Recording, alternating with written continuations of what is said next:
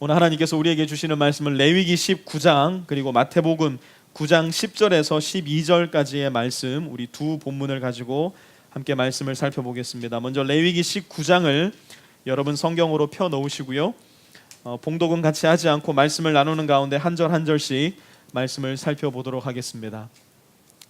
기독교의 기원을 사도행전과 또 기독교 초기 문헌을 통해서 살펴보면요, 기독교 신앙은 그 당시 역사와 문화와 정치, 경제에 이르기까지 대단히 큰 변화를 가져왔던 주요 동력으로 확인이 됩니다. 그 당시 로마 사회를 살아가던 많은 사람들에게 기독교는 대단히 위험한 종교였고 전복적인 사상으로 받아들여지기까지 했으며, 더 나아가서 혁명적인 반란으로까지 비춰졌습니다. 그래서 초대교회 성도들이 그토록 많은 핍박을 당했던 것입니다.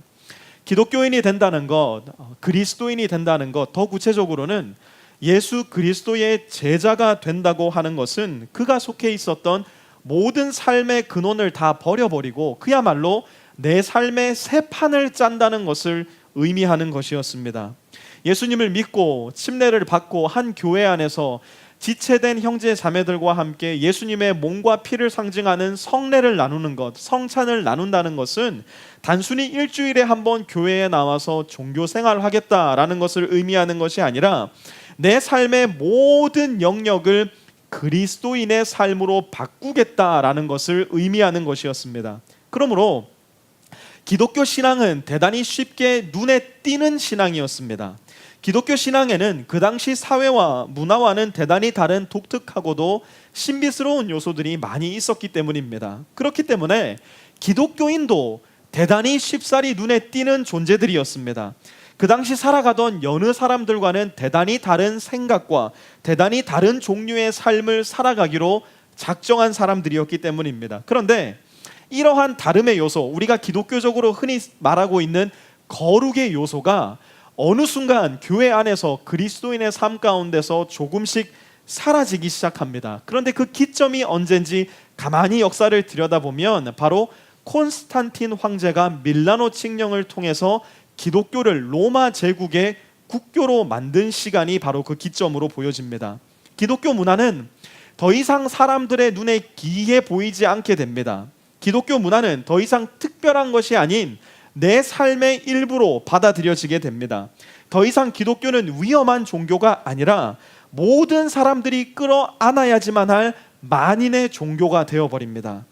온 세상이 기독교 문화의 영향을 받고 이제는 기독교적이지 않은 것이 오히려 위험하고 부자연스러워 보이는 세상이 온 제국 안에 찾아오게 됩니다. 콘스탄틴의 밀라노 칙령 이후로 기독교는 세상의 중심이 되고 문화의 중심이 되어버린 것입니다.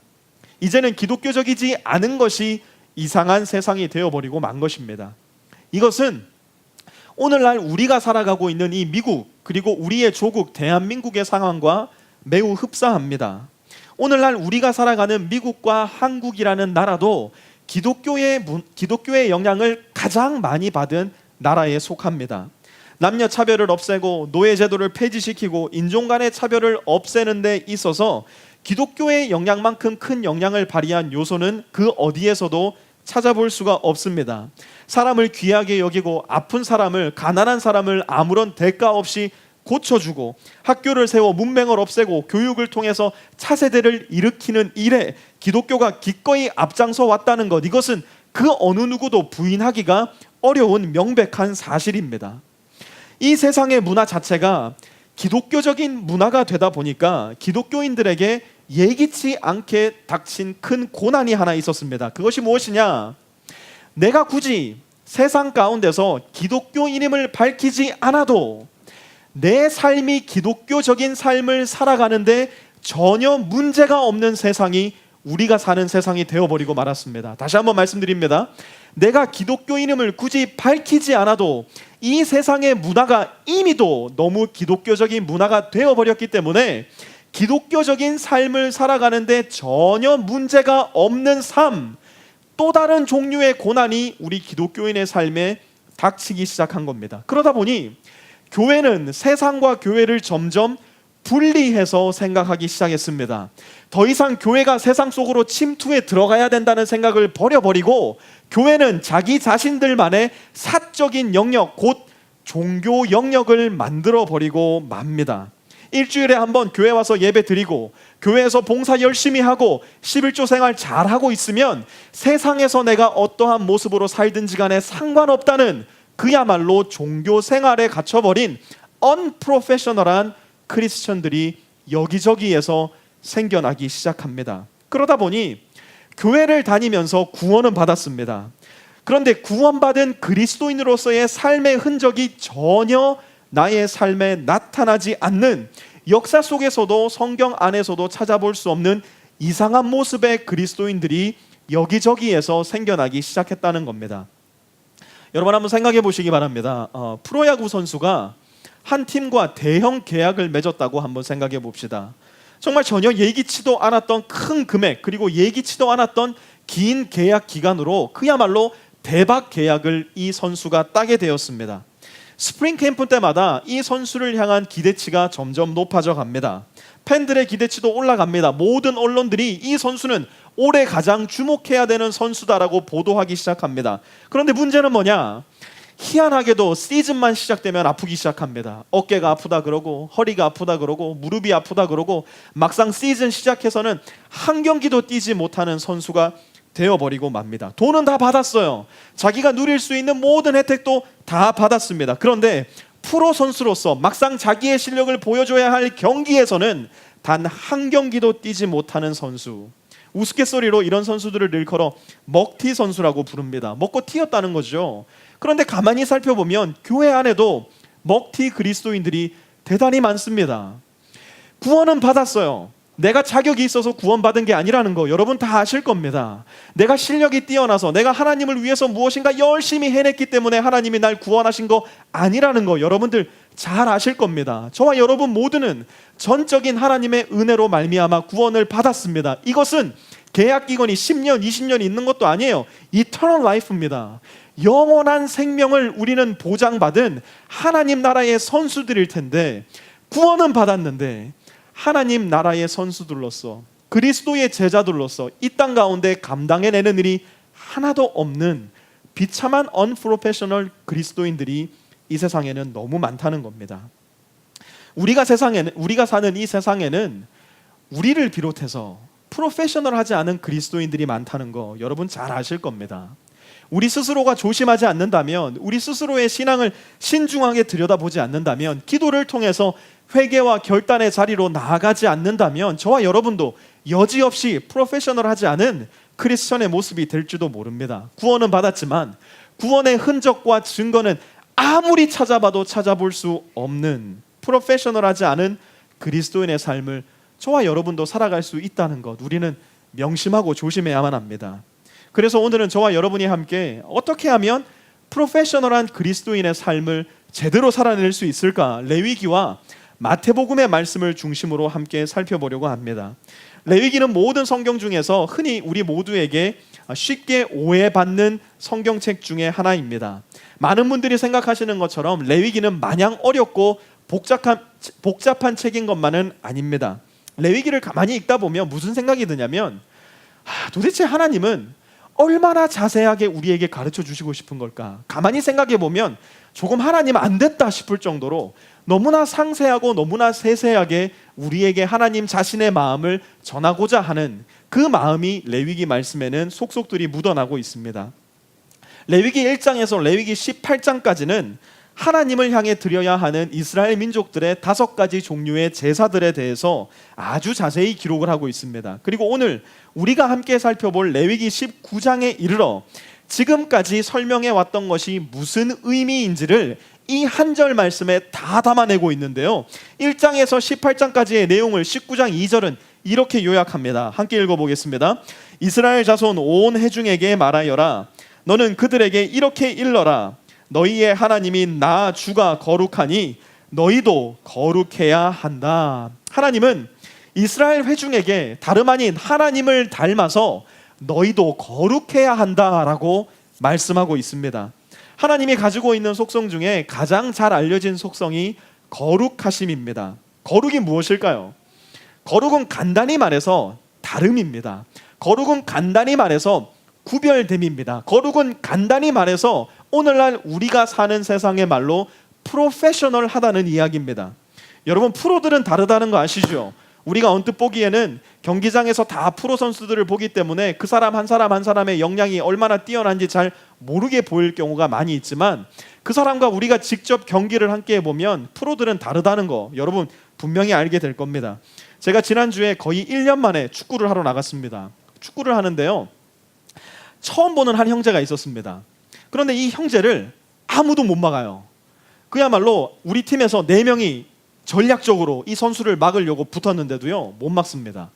다 뚫고 나가서 자기 편에게 패스해가지고 골을 넣게 하든지, 자기가 공 차서 골을 집어 넣어버리든지 아무도 못 막는 거예요. 쉬는 시간에 그래서 제가 물었습니다. 아니 형제, 도대체 뭐 하시는 분이길래 이렇게 축구를 잘해요? 이전에 축구를 하셨었어요? 라고 물어봤습니다. 그랬더니 이분이 하는 얘기가 고등학교 때까지 자기 팀의 주축 선수로, 공격수로 뛰었다는 이야기를 하는 거예요. 고등학교 때까지만 축구를 해도요, 아무도 못 막습니다. 고등학교 때까지만 축구를 해도요, 우리가 다 달라붙어도 그 선수 공 하나 빼앗기가 힘이 듭니다. 무슨 말입니까? 다르다는 겁니다. 프로는 구별된다는 겁니다. 프로는 확연히 눈에 들어온다는 이야기입니다. 거룩도 마찬가지입니다. 거룩한 삶은 구별된 삶입니다. 거룩한 삶은 다른 삶입니다. 눈에 확연히 띄는 삶입니다. 그런데 재미있는 것은 무엇이냐? 축구 선수의 실력은 축구장에서 드러납니다. 요즘 평창 동계올림픽 오늘 폐막을 했지만 우리 한국에서 굉장히 지금 큰 화제를 일으키는 게 컬링입니다. 저도 집에서 자꾸 영미의 이름을 부르게 되고, 너도 나도 영미의 이름을 부르는 게 지금 우리 한국 사람들의 특징인데요, 컬링 선수의 실력은 어디서 드러납니까? 컬링 경기장에서, 얼음판 위에서 드러나는 거고요, 탤런트나 가수들의 실력은 공연장에서 드러나는 겁니다. 그렇다면 크리스천의 실력, 저와 여러분 그리스도인의 실력은 어디에서 드러나는 것인가? 우리는 질문해 봐야 됩니다. 많은 사람들이 어떤 착각을 하느냐? 크리스천의 실력은 교회에서 드러납니다 라고 이야기를 합니다. 크리스천의 실력은 교회에서 나타납니다 이야기합니다. 그렇지 않습니다. 크리스천의 실력은 교회에서 드러나는 것이 아니라 저와 여러분 삶의 작은 매 순간순간 모든 공간에서 드러나는 전인격적인 삶으로 드러나는 것이라는 것을 우리는 기억할 수 있어야 됩니다. 교회를 얼마나 잘 오느냐, 주일 성수를 얼마나 성실하게 하느냐, 헌금을 얼마나 꾸준하게 했느냐, 봉사활동을 얼마나 많이 했느냐, 그것이 크리스천의 실력이 아니라 우리 삶의 매 순간순간 모든 영역에서 우리가 어떻게 살고 있느냐가 저와 여러분이 그리스도인으로서, 크리스천으로서 드러내야 하는 실력이라는 것을 우리는 기억해야 됩니다. 크리스천의 삶을 교회라는 공간에 제한해 두는 순간 우리는 영원히 프로페셔널한 크리스천이 될 수 없다는 것, 우리는 영원히 하나님의 거룩하심을 닮을 수 없다는 것, 우리는 마음으로 잊지 말고 기억해야 합니다. 레위기 19장 전체는요, 이 모습을 명확하게 보여줍니다. 하나님의 택함받은 백성으로서 이제 어떻게 하면 거룩한 삶을 살 수 있을까 상세하게 설명해 줍니다. 재미있는 것은 성전에서의 삶을 이야기하는 것이 아니라 정말 재미있고 웃기게도 우리 삶의 대단히 디테일한 모든 부분에 대해서 이야기합니다. 한번 들어보시기 바랍니다. 3절에는 가정에서의 삶에 대해서 말씀하십니다. 3절 후반절에서 4절까지는 안식일과 우상에 대해서 말씀합니다.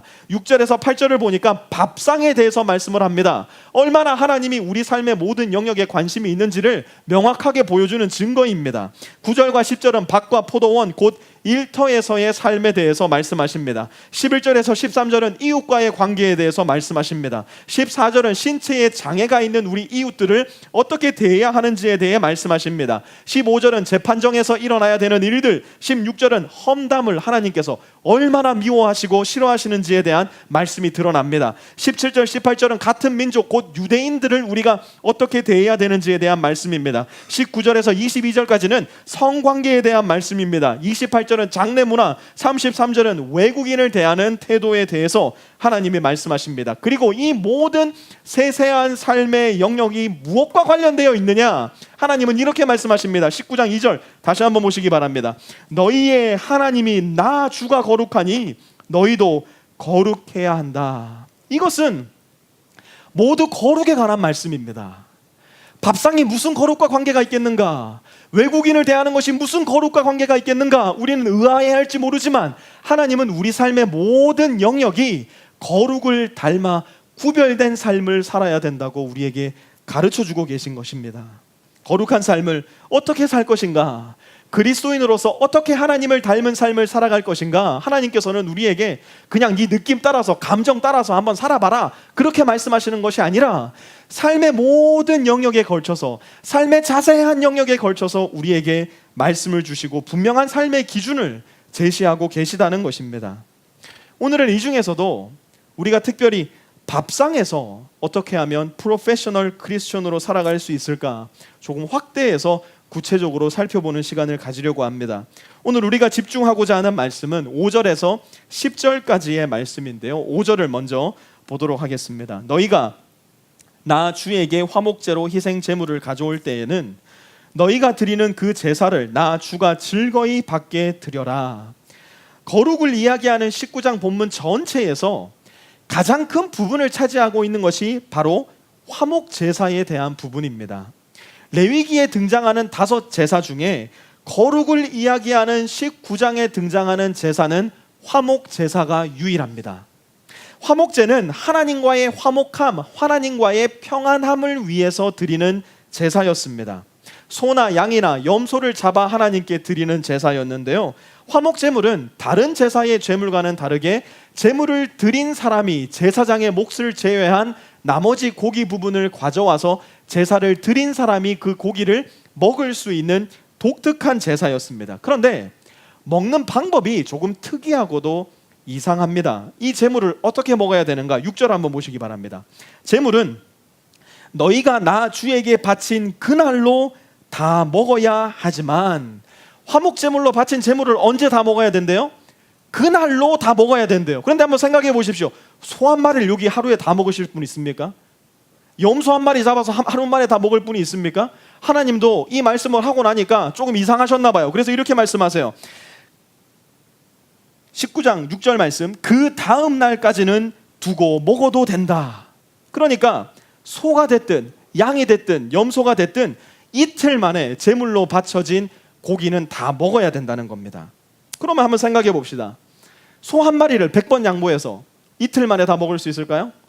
양이나 염소 한 마리를 100번 양보해서 하루가 아니라 이틀 만에 다 먹을 수 있을까요? 짐승 한 마리를 이틀 만에 다 먹을 수 있는 분은 이 자리에 아무도 없을 겁니다. 가족을 다 동원해도 쉽지 않은 일입니다. 제가요, 가만히 도축장에 들어가가지고 인터넷으로 소 한 마리를 도축하면 몇 킬로의 고기가 나오는지를 구글을 해봤습니다. 그랬더니 소 한 마리를 도축하면 보통 250kg의 고기가 나온다고 합니다. 우리가 보통 스테이크하우스에 가서 먹는 스테이크의 크기가 12온즈나 16온즈입니다. 좀 통이 크신 분들은 16온즈를 먹는데요, 16온즈가 그람으로 환산하면 500g입니다. 그러니까 250kg의 소 한 마리로는 성인으로 따지면 약 500명이 그 고기를 먹을 수가 있고요, 우리가 좋아하는 사골 국물까지 뼈를 내서 우러내면은요 1000명까지도 먹을 수 있는 게 소 한 마리의 양입니다. 가장 작은 염소를 잡는다고 생각해 봅시다. 염소 한 마리를 잡는다고 해도 40kg의 고기가 나온다고 하는데요, 이 고기는 100명이 넘는 성인 남녀가 먹을 수 있는 크기입니다. 그러니까 제사를 한번 드리고 나면 엄청나게 많은 양의 고기가 나온다는 얘기입니다. 이 고기를 이틀 만에 나 혼자 먹을 수 있는 방법은 전혀 존재하지 않고요, 우리 모든 가족이 다 모여서 먹는다고 해도 그 고기 다 먹기는 불가능합니다. 이틀 만에 이 고기를 다 먹을 수 있는 방법은 한 가지밖에는 없습니다. 그것이 뭘까요? 온 동네 사람들을 우리 집으로 다 초대하는 겁니다. 한 사람도 빠지지 않고 동네 사람들을 다 초대하는 겁니다. 내 원수까지도 초대하는 겁니다. 오래전에 나와 싸워서 관계가 소원해졌던 사람들까지도 초대하는 겁니다. 내가 잘 몰랐던, 말이 잘 통하지 않아서 말을 잘 걸지 못했던 이방인까지도 내 밥상 앞으로 초대하는 겁니다. 부정하다 여겨져서 근처에도 안 갔던 병든 사람들, 혈류병 앓는 환자들, 그들까지도 초대하는 겁니다. 하나님으로부터 저주받아졌다 여겨졌던 눈먼 자들, 귀먼 자들, 말 못하는 자들까지도 내 밥상 안으로 다 초대하는 것이 화목 제물을 먹는 유일한 방법이었습니다. 이거 다 먹으려면 우리 집으로 온 동네 사람들 다 초대하는 수밖에는 없었던 겁니다. 이것이 무슨 뜻이냐? 하나님께 드린 화목 제물로 나와 하나님 사이에 화평을 이루었다면 하나님이 우리에게 요구하시는 것은 무엇인가? 너의 이웃들과도 이제는 화평을 이루어라. 하나님은 화목 제물로 그 일을 이루시기를 원하는 겁니다. 화목 제물을 통해서 하나님 I love you, 하나님 당신을 사랑합니다 고백했다면 하나님이 이제 우리에게 요구하시는 것은 무엇인가? 이제는 너의 주위를 둘러보아 소외받고 가난하고 병들고 너를 잘 알지도 못하는 사람까지도 사랑하여라. 하나님은 우리에게 화목 제물로 그것을 요구하는 겁니다. 이것이 우리가 닮아내야 할 하나님의 거룩하심이라는 겁니다. 이제 먹는 일을 조금 더 확대해서 살펴보도록 하겠습니다. 9절 말씀 함께 보도록 하겠습니다. 레위기 19장 9절입니다. 밭에서 난 곡식을 거두어 드릴 때에는 밭 구석구석까지 다 거두어 드려서는 안 된다. 거두어 드린 다음에 떨어진 이삭을 주워서도 안 된다. 하나님은 밭에서 곡식을 거두어 드릴 때 알뜰살뜰 모든 이삭을 다 거두어 드리라고 말씀하지 않으십니다. 밭 구석구석에 떨어진 곡식 그냥 내버려 두라고 말씀하십니다. 추수하다가 나도 모르게 떨어진 이삭들 줍지 말고 그 땅에 그냥 내버려 두라고 말씀하십니다. 아니 1년 내내 고생해서 농사 지었는데 그거 남겨두라니요, 그거 그냥 버려두라니요. 조금 이상한 말씀 아닙니까? 한번 10절도 이어서 봅니다. 포도를 딸 때에도 모조리 따서는 안 된다. 포도밭에 떨어진 포도도 주워서는 안 된다. 가난한 사람들과 나그네 신세인 외국 사람들이 줍게 그것들을 남겨두어야 한다. 내가 주 너희의 하나님이다.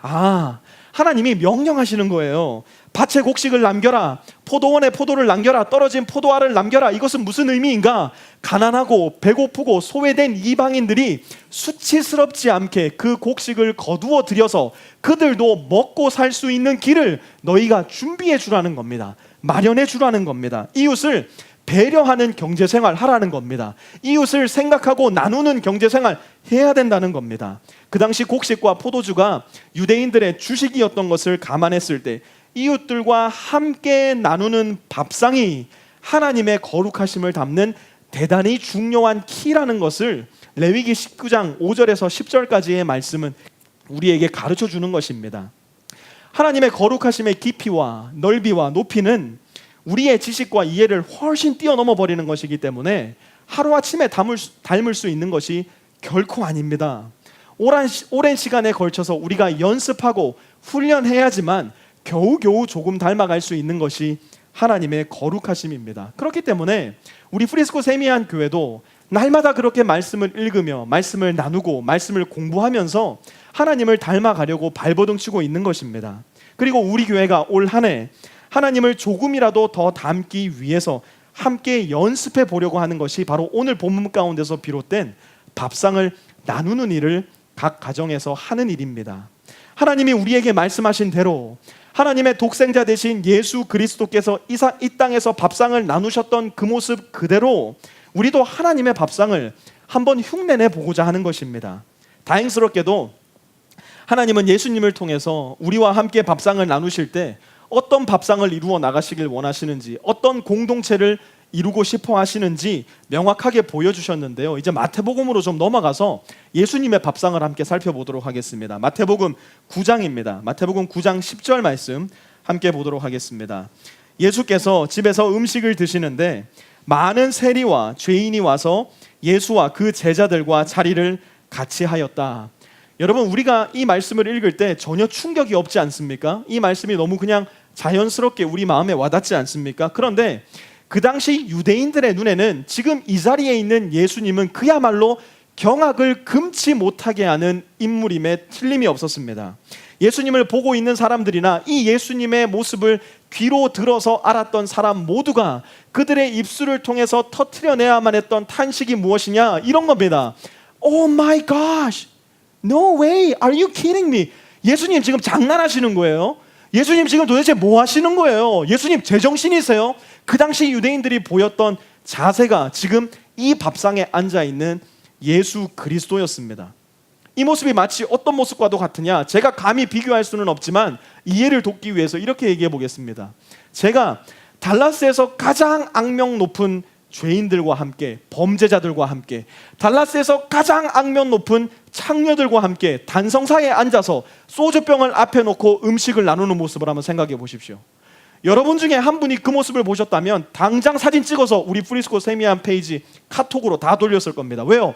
목사님, are you kidding me? What are you doing there? 목사님 지금 뭐 하시는 겁니까? 충격이지 않습니까? 마치 예수님께서 그 당시에 이런 모습과도 같은 모습으로 죄인들과 함께 식사를 나누고 계셨다는 겁니다. 그런데 여러분, 재밌는 게 뭔지 아세요? 저에게도 여전히 술자리에서만 만나야 되는 사람들이 몇몇 남아 있습니다. 제 고등학교 동창들이 그 친구들인데요, 제가 한국에 가면 그 친구들 꼭 한 번씩은 만나서 나누었던 복음을 또 나누고 돌아옵니다. 그런데 재미있게도 제가 그 술자리에 앉아 있으면 술자리의 주제가 바뀝니다. 술자리의 주제가 음담패설이 전혀 나오지 않습니다. 술자리의 주제가 영원한 삶에 대한 주제로 바뀝니다. 천국이 정말 존재하느냐 물었던 질문을 저에게 또 묻습니다. 왜 너는 갑자기 삶의 방향이 그렇게 바뀌었느냐 궁금해합니다. 하나님을 향한 지식과 확신이 정말 얼마나 대단한지, 얼마나 분명한지 저의 입술을 통해서 듣고 싶어 합니다. 더 놀라운 것은 예수님을 믿지도 않는 그 친구들이 저에게 기도해달라고 술자리에서 요청합니다. 가족을 위해서, 자기 직장을 위해서 기도해달라고 저에게 요청합니다. 한낱 인간인 저도 술자리에 앉아 있을 때, 하나님을 모르는 사람들과 앉아 있을 때 그러한 반응이 나온다면, 하나님의 본체 되신 예수 그리스도가 죄인과 함께 앉아 계셨다면 그 밥상과 술상이 어떠했을지 우리는 쉽사리 생상해 볼 수 있을 것입니다. 그런데 여전히 예수님의 이런 모습에 불만을 가지고 있는 사람들이 있었습니다. 그들이 누구냐? 바로 바리새파라고 불리우는 그 당시 가장 거룩하고 가장 순결하다고 여겨지는 사람들이었습니다. 이 사람들이 이렇게 말합니다. 11절 보세요. 바리새파 사람들이 이것을 보고 예수의 제자들에게 말하였다. 어찌하여 당신네 선생은 세리와 죄인과 함께 어울려서 음식을 드시오? 이들의 불만은 무엇입니까? 예수, 우리가 당신은 인정할 수 있겠소. 당신의 거룩한 삶, 당신의 탁월한 가르침, 당신이 일으킨 이적을 보니 당신이 뭔가 대단한 사람이면 틀림이 없어 보이오. 그런데 어찌하여 당신은 저 죄인들과 저 세리들과 나라를 팔아먹은 자들과 함께 식사를 한단 말이오? 인정하지 못하겠다는 겁니다. 그 일 하지 말라는 겁니다. 그러니까 예수님이 이렇게 말씀하십니다. 12절요. 예수께서 그 말을 들으시고서 말씀하셨다. 건강한 사람에게는 의사가 필요하지 않으나 병든 사람에게는 필요하다. 우리 같이 한번 예수님의 말씀을 읽어볼까요? 시작. 건강한 사람에게는 의사가 필요하지 않으나 병든 사람에게는 필요하다. 여러분 잘 들으십시오. 예수님은 의인을 부르러 오신 것이 아니라 저와 여러분 같이 죄되고 악한 사람들을 부르기 위해서 이 땅에 오셨다는 것을 우리는 기억해야 합니다.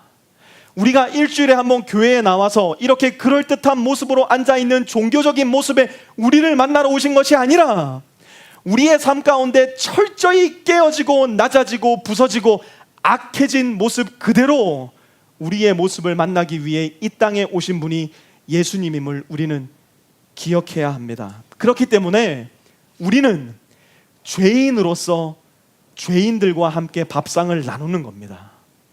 예수님을 밥상에 모시고 예수님의 이름으로 말미암아 죄인된 내가, 그리고 용서받은 내가 예수님의 이름으로 다른 죄인된 그러나 용서받은 우리의 형제와 자매들을 밥상 안으로 초대하고 환대하는 겁니다. 나는 여전히 예수님이 필요합니다 라는 절박한 고백을 가지고 있는, 진실된 마음의 고백을 가지고 있는 겸손한 죄인된 우리가 다른 죄인들을 밥상으로 함께 초대하여 예수님을 주인으로 모시고 함께 환대하고 환대받는 것, 그것이 바로 우리가 함께 시작하려고 하는 밥상 공동체의 이유이고 목적입니다. 그것이 바로 예수님의 거룩하심을 닮아갈 수 있는 가장 기초적인 시작입니다. 우리 프리스코 세미한 교회는 남아있는 2018년 10개월 동안의 시간 동안 3번에 걸쳐서 밥상 공동체를 구성하고 서로가 서로를 예수 그리스도의 이름으로 환대하고 환영하며 그 환대와 환영을 그리스도의 이름으로 받아들이는 연습을 하려고 하는데요. 방법은 간단합니다. 3월부터 5월까지 2018년 첫 번째 밥상 공동체 1기가 구성이 될 겁니다. 6월 한 달 방학을 하고 나서 7월부터 9월까지는 밥상 공동체 2기, 그리고 10월부터 12월까지는 밥상 공동체 3기가 구성될 텐데요. 보통의 경우 3가정이 한 그룹이 되어서 밥상 공동체를 나눕니다. 그리고 한 달에 한 번 한 가정에서 모여서 식탁 교제를 나누고 함께 교제하는 시간을 갖게 될 텐데요. 조금 더 구체적인 설명을 제가 이 자리를 들어서 설명을 하도록 하겠습니다. 예를 들어서 1, 2, 3번 가정이 한 밥상 공동체 1그룹이 되었다고 한다면요, 이 세 가정이 함께 모여서 3월에 모일 날짜를 확정합니다. 예를 들어 3월 15일 저녁 7시에 1번 가정의 집에서 함께 모여 밥상 공동체 모임을 갖는다면 1번 가정은 부담스럽지 않을 정도의 식사를 2번, 3번 가정을 위해서 준비하시면 됩니다. 만약 우리 집에서 가장 잘하는 요리가 뽀글이라면 뽀글이를 준비하시면 됩니다. 우리 가정의 주특기는 라볶이입니다 라고 하신다면 라볶이를 준비하시면 되는 겁니다. 2, 3번 가정은 시간이 되었을 때 1번 가정의 집으로 모여서 환영받고 환대받으며 함께 식사를 나누시면 됩니다. 여기에서 중요한 것은 우리가 함께 시작하려고 하는 이 밥상 공동체에는 다른 특별한 어젠다가 있는 것이 아니라는 겁니다. 이번 기회를 통해서 더 친해져야지, 이번 기회를 통해서 교회 사역에 인볼브 시켜야지, 이런 여러분의 어젠다를 모두 다 없애셔야 됩니다. 밥상 공동체의 유일한 목적은 예수님이 우리를 아무 조건 없이 환영해 주시고 받아주셨듯이 예수님을 믿어 예수님의 제자가 되고 하나님의 자녀가 된 내가 다른 지체들과 또 예수님을 알지 못하는 사람들에게 예수님의 마음으로 그들을 환영하고 환대하는 것, 그것이 밥상 공동체의 가장 주요한 목적이고 이유입니다. 우리는 교회에서 모임을 갖고 나면 자꾸만 그 모임을 평가하려고 합니다. 오늘 모임은 참 은혜로웠어요. 오늘 모임은 지난번에 비해서 별로 뜨겁지가 않았던 것 같아요. 밥상 공동체는 모여서 함께 밥을 먹은 것만으로, 우리 집을 열고 다른 누군가가 우리 집에 찾아왔다는 것만으로 이미 충분히 은혜스럽고 이미 충분히 성령 충만한 모임이 된 것입니다. 우리는 어쩌면 이런 기회가 아니라면 절대로 집을 열지도 않았을 것이고, 이런 기회가 아니었다면 절대로 환영하지도 환대하지도 않았을 사람들을 예수 그리스도의 이름으로 환영하고 환대했기 때문에 이미 그 모임에는 성령의 충만함이 있는 것이고 하나님의 은혜가 넘치는 것입니다.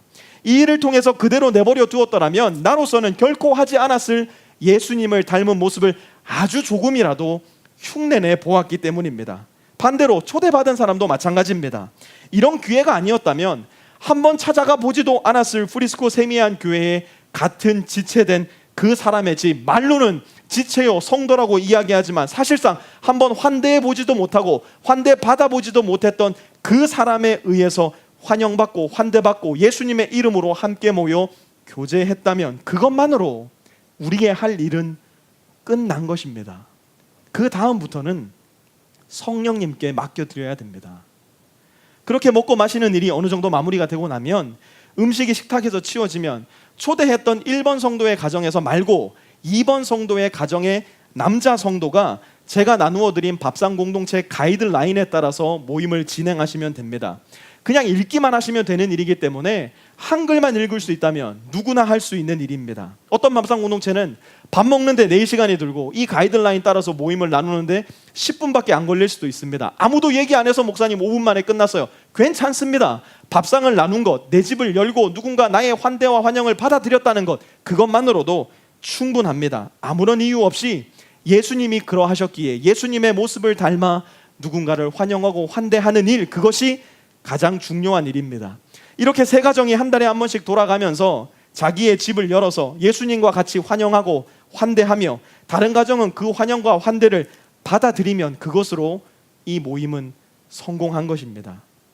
이 이야기를 들으시면서 어떤 분들은 나는 이 모습이 정말 안 어울립니다 목사님 하시는 분들도 계실 겁니다. 나는 이런 일을 하기에는 목사님 좀 어색합니다 하시는 분도 이 자리에 분명히 계실 겁니다.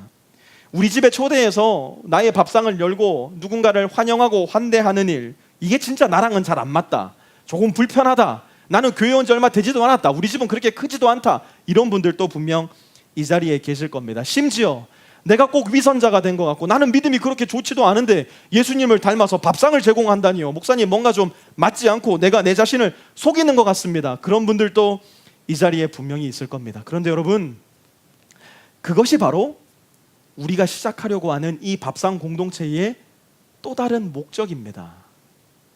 나는 전혀 그런 사람이 아니라는 것을 애초에 인정하고 나는 전혀 예수님을 닮은 사람이 아니라는 것을 애초에 인정하고, 그럼에도 불구하고 예수님이 나에게 부탁하셨기 때문에, 예수님이 나에게 말씀하셨기 때문에 나의 지금 모습은 전혀 예수님 같지 않지만 여전히 예수님과 같은 모습으로 살아가기로 결단하고 작정하며 이 일에 동참하는 것, 그것이 밥상 공동체를 시작하려는 주요한 이유입니다. 다른 말로 내 자신이 이전에는 한 번도 해보지 않았던 그리스도의 팔과 다리가 되어, 지체가 되어 그리스도인으로서의 삶을 세상 가운데서도 살아내보는 일, 예수님을 닮는 일, 이 밥상 공동체를 통해서 한번 시작해 보려고 하는 겁니다.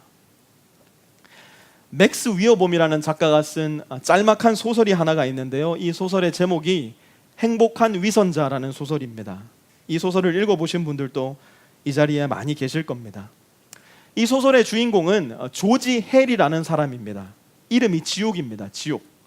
이 사람은 이름답게 문 여인들을 꿰어내어서 타락시키기로 유명한 남봉꾼으로 등장합니다. 그렇게 방탕한 삶을 살던 헬은 우연히 성자처럼 마음씨 고운 아가씨를 보게 되고, 정말 천사처럼 아름다운 그 아가씨에게 그의 온 마음을 빼앗겨 버리고 맙니다. 완전히 마음을 빼앗긴 나머지 이 여인을 차지하기 위해서는 자기 자신도 성자와 같이 되어야 된다는 것을 알았기에 그 자신의 얼굴로는 이 여인에게 다가갈 수 없어 성자의 가면을 만들어 그의 얼굴에 쓰고 이 여인에게 다가갑니다. 그는 얼굴에 걸쳐 쓴 성자의 가면에 맞추어서 그의 마음과 그의 삶도 성자의 삶과 마음으로 완전히 뒤바꾸어 버립니다. 연기를 하기 시작합니다. 아름다운 아가씨는 그에게 그만 깜빡 속아서 그의 청혼을 받아들이고 결혼을 하게 됩니다. 그리고 그 둘은 행복한 나날을 보내기 시작합니다. 그러던 어느 날 헬의 사악한 과거로부터 사악한 한 사람이 찾아와 헬의 악랄한 과거를 다 밝혀버리겠다고, 헬이 얼마나 악랄한 존재인지 그의 실체를 다 밝혀버리겠다고 위협하기 시작합니다. 그리고 스스로 가면을 집어던지고 너의 실체를 밝히라고 헬을 위협하기 시작합니다. 궁지에 몰린 헬은 마음이 너무나 아팠지만 다른 사람에 의해서 자기 자신의 실체가 밝혀지느니 자기 자신이 가면을 사랑하는 아내 앞에서 벗고 용서를 구하는 것이 좋겠다 생각합니다. 그는 괴롭고 떨리는 마음으로 눈물을 흘리며 사랑하는 아름다운 아내 앞에서 그의 가면을 벗어냅니다. 그런데 놀라운 일이 생깁니다. 성자의 가면 밑에 나타난 조지 헬의 얼굴은 더 이상 사악하고 악랄했던 조지 헬의 얼굴이 아니라 자기가 썼던 성자의 얼굴과 똑같은 거룩하고 순결한 성자의 얼굴이었기 때문입니다. 누군가를 사랑하는 사이, 누군가를 위해서 위선자의 삶을 살던 사이, 조지 헬은 정말 성자의 얼굴을 갖게 된 것입니다. 우리도 마찬가지입니다. 여러분, 한번 저와 여러분의 마음을 여러분 솔직하게 한번 들여다봅시다. 저와 여러분의 삶 가운데, 저와 여러분의 마음 가운데, 우리의 영혼 가운데 만약 긁어서 건져낸 거룩의 무게가 얼마나 될지 한번 생각해 보시기 바랍니다. 아무리 긁어 모아도 선한 삶의 모습의 무게가 얼마나 될지 한번 생각해 보시기 바랍니다. 반면에 우리가 긁고 긁지 않아도 쉽게 캐낼 수 있는 우리 죄의 무게는요, 우리 악의 무게는요, 우리 욕심의 무게는요, 우리 음란함의 무게는요, 우리 정욕의 무게는요, 비교할 수 없을 겁니다. 하나님은 이미 저와 여러분의 밑바닥을 다 알고 계십니다. 그렇기 때문에 우리에게 의인이 되어 보아라, 먼저 나의 사랑을 받을 만한 선한 성인이 되어 보아라 말씀하시지 않으십니다. 오히려 우리를 불러주십니다. 이리 오너라. 아프냐? 나에게로 와서 치료받아라. 너희가 죄를 지었느냐? 이리 와서 나에게 용서받아라. 그리고 그분은 우리의 아픔과 죄를 대신 짊어주시는 겁니다. 우리가 여전히 죄인 되었을 바로 그때에. 그리고 우리에게는 예수님의 가면을 조용히 내미시는 겁니다. 아니요, 하나님, 저희가 어떻게 감히 예수님의 얼굴을 쓰고 다닐 수 있습니까? 저는 예수님을 조금도 닮지 않았는데요. 여전히 하나님은 우리에게 예수님의 가면을 건네시는 겁니다. 우리는 전혀 예수님 같지 않지만 내 모습을 들여다보면, 내 안을 가만히 들여다보면 나는 예수님 닮은 모습이 조금도 없지만 예수님이 말씀하셨기 때문에, 나를 따르라 말씀하셨기 때문에 예수님의 가면을 조용히 내 얼굴 위에 덮어쓰고 예수님을 따르기 시작합니다. 예수님을 사랑하기 때문에, 예수님을 믿기 때문에 예수님의 가면을 우리 삶 가운데 짊어쓰고 우리 삶을 살아가기 시작합니다. 여러분, 먼 훗날 우리가 하나님의 존전 앞에 서게 되는 그날, 우리를 참소하는 존재가 하나 있을 겁니다. 사탄은 하나님과 우리 앞에 나타나 우리를 향해서 손가락질하며 하나님 앞에 이렇게 말씀할 겁니다. 하나님, 저는 이 자가 얼마나 악랄한 존재인지 잘 알고 있습니다. 저는 이 자가 얼마나 사악한 존재인지 잘 알고 있습니다. 예수의 얼굴을 벗기고 그 안에 있는 악한 얼굴을 하나님 보시기 바랍니다. 우리는 하나님의 존전 앞에서 두려워 떨며 눈물 흘릴 수밖에 없을 겁니다. 그러나 하나님은 우리의 눈에서 눈물을 닦아내 주시고 우리의 얼굴 위에 씌워져 있던 예수 그리스도의 가면을 벗겨내실 겁니다. 그리고 우리는 그 안에서 사악하고 악랄했던 내 자신의 얼굴이 아니라 거룩하고 빛나는 예수 그리스도의 얼굴을 발견할 수 있을 겁니다. 그것이 바로 거듭난 신자에게 주신 하나님의 약속이고 거듭난 신자에게 주신 하나님의 선물입니다. 저는 그날 저와 여러분이 서로의 얼굴 속에서 예수 그리스도의 얼굴을 발견할 수 있었으면 좋겠습니다. 뿐만 아니라 오늘 우리가 살아가는 이 세상 가운데서 조금 부족할지라도, 조금 모자랄지라도 지금부터 예수 그리스도의 얼굴로 살아가는 연습을 성실하게 해나가는 저와 여러분이 되기를 바랍니다. 그 빛나는 얼굴로 하나님의 나라에서 예수 그리스도의 얼굴로 만날 수 있는 저와 여러분, 프로페셔널 크리스천 될 수 있기를, 또 행복한 위선자들 다 되실 수 있기를 우리 주 예수 그리스도의 이름으로 축원합니다. 우리 시간 함께 기도할 텐데요, 한번 생각해 보시기 바랍니다. 과연 내 삶에 그리스도인 다운 모습은 얼마나 있는가? 내 삶의 신자와 불신자의 삶의 무게를 잰다면 과연 어느 쪽의 무게가 더 무거울 것인가? 여러분, 우리 자격 없습니다. 절대 하나님 앞에 떳떳할 수 없습니다. 그래서 우리에게는 여전히 은혜가 필요한 겁니다. 그래서 여전히 우리에게는 예수님이 필요한 겁니다. 우리가 먼저 밥상을 베풀기 전에 먼저 예수님께서 우리를 위해 베풀어 주신 밥상으로 끊임없이 돌아가야 하는 이유가 바로 그것입니다. 그러나 이제 예수님께서 말씀하신 대로 서로가 서로를 향하여 마음을 열고 밥상을 베풀기 시작할 때에, 서로가 서로를 향하여 예수 그리스도의 마음으로 환영하고 환대하기 시작할 때에 예수님은 우리를 통하여 일하실 뿐만 아니라 우리의 삶을 조금씩 바꾸어 나가시기 시작할 겁니다. 우리 그 모습 기대하면서 함께 기도하기 원합니다. 주님, 내 안에 예수님 닮은 모습 없지만 오늘 말씀 가운데 배운 것처럼 내 집을 열고 내 밥상을 열어 자격 없는 사람으로 자격 없는 사람들을 환영하고 환대하기 원하오니 이 모습을 통하여 내 자신을 바꿔주시고 주님 닮게 하여 주옵소서. 시작하려고 하는 밥상 공동체 프리스코 세미한 교회 위에 은혜와 복을 더하여 주시어서 이 그룹을 통하여서 예수 닮는 하나님의 거룩하심을 닮아내는 많은 성도들이 태어날 수 있도록 주님 인도하여 주옵소서. 우리 시간 함께 기도하도록 합니다. 사랑의 아버지 하나님, 오늘 말씀을 통하여서 귀한 말씀을 배웠습니다. 하나님께서 우리에게 베풀어 주시는 밥상이 어떤 밥상인지를 배웠습니다. 하나님께서 우리에게 베풀어 주시는 밥상은 나만을 위한 밥상이 아닙니다. 하나님은 나와 화목했다면, 나와 밥을 먹고 싶다면 내 이웃에게로 나아가서 내 이웃들과 화목하라 말씀하시는 것을 오늘 말씀을 통해 배우게 됩니다. 예수님은 밥상을 베푸실 때에 나는 거룩합니다, 나는 나 혼자서도 충분히 의로운 삶을 살 수 있습니다, 그런 자들을 초대하신 것이 아니라 주여 나는 죄인이오니 나를 떠나가소서 고백하는 죄인들에게로 찾아가셔서 그들에게 밥상을 베풀어 주신 모습을 보게 됩니다. 주여, 우리는 죄인입니다. 우리는 부족합니다. 우리는 예수님을 닮은 모습이 우리 안에 아무리 찾아보고 찾아봐도 없습니다. 그런 우리를 주님의 밥상으로 불러주셔서 감사합니다. 주의 밥상에서 주의 몸과 주의 피로 된 음식을 나누어 싸우니 이제 내 이웃에게로 나아가 우리의 밥상을 나누기를 원합니다. 아무 이유 없습니다. 예수님이 날 받아주셨기에 나도 내 이웃들을 받아들이길 원하고, 예수님이 날 환영하고 환대해 주셨기에 나도 예수님의 사랑으로 내 이웃과 내 이웃들을 환영하고 환대하길 원하오니 주여, 이 모임을 통하여, 이 그룹을 통하여 우리 프리스코 세미한 성도들 마음 가운데에 하나님의 마음이 자라날 수 있도록 도와주시고 하나님의 사랑이 싹트는 놀라운 역사 일어날 수 있도록 주님 인도하여 주시옵소서. 하나님, 자격 없는 죄인들을 주의 밥상으로 불러주셔서 감사합니다. 우리 중에 자격이 있는 자라고 한다면 아무도 없습니다.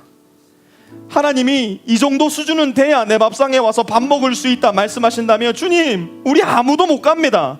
아무 희망이 없습니다. 소망이 없습니다. 그런데 주님은 그렇게 말씀하시지 않고 나는 병든 자들을 찾으러 왔다. 나는 죄인들을 찾으러 왔다. 말씀해 주셔서 감사합니다. 예수님의 은혜로 우리는 예수님의 밥상에 초청받아 예수님과 함께 앉아 예수님의 몸과 피를 먹으며 마시며 우리 죄를 씻음 받습니다. 그렇게 우리는 새롭게 태어나고 새롭게 태어난 우리는 이전 것은 지나간 새로운 피조물이 됩니다. 이제 주님을 닮은 새로운 피조물들로서 우리도 우리의 마음을 열고 우리의 집을 열고 우리의 밥상을 열어 예수님의 사랑으로 아무 이유 없이 환영하고 환대하는 일을 시작해 보려고 합니다. 위험한 일입니다. 일반적이지 않은 일입니다. 독특한 일입니다. 세상 사람들이 보면 왜 그러냐고 물을 만한 일입니다. 그러나 그럼에도 불구하고 예수님께서 하신 그대로 우리도 예수 그리스도의 밥상을 서로가 서로를 향해 베풀고자 하오니 주님 이 모습을 통하여 우리 안에 주님 닮는 모습이 더욱더 많이 생겨날 수 있도록 도와주시고 이 모습을 통하여 우리가 주님의 거룩하심을 한 걸음 더 다가가서 주님을 이해하고 주님을 알고 주님을 믿으며 그렇게 이 세상을 조금씩 더 크게 변화시켜 나갈 수 있는 역량 있는 프로페셔널 크리스천들로 다 거듭날 수 있도록 주님 인도하여 주시옵소서. 이제는 우리 주 예수 그리스도의 은혜와 하나님 아버지의 무한하신 사랑하심과 성령의 교제하심이 오늘 이 자리에 머리 숙여 하나님께 예배드리며 예수 그리스도의 밥상에 초대받은 것을 감사하고 그 감사한 마음을 가지고 나의 이웃을 아무 조건 없이 이유 없이 예수 그리스도의 사랑만으로 환영하고 환대하기를 소원하며 이 예배당을 떠나가는 우리 모든 프리스코 세미한 성도들 머리 위에와 그들의 가정 위에, 직장 위에, 사업 위에, 학교 위에 이제로부터 영원까지 함께 하옵시기를 간절히 축원하옵나이다. 아멘.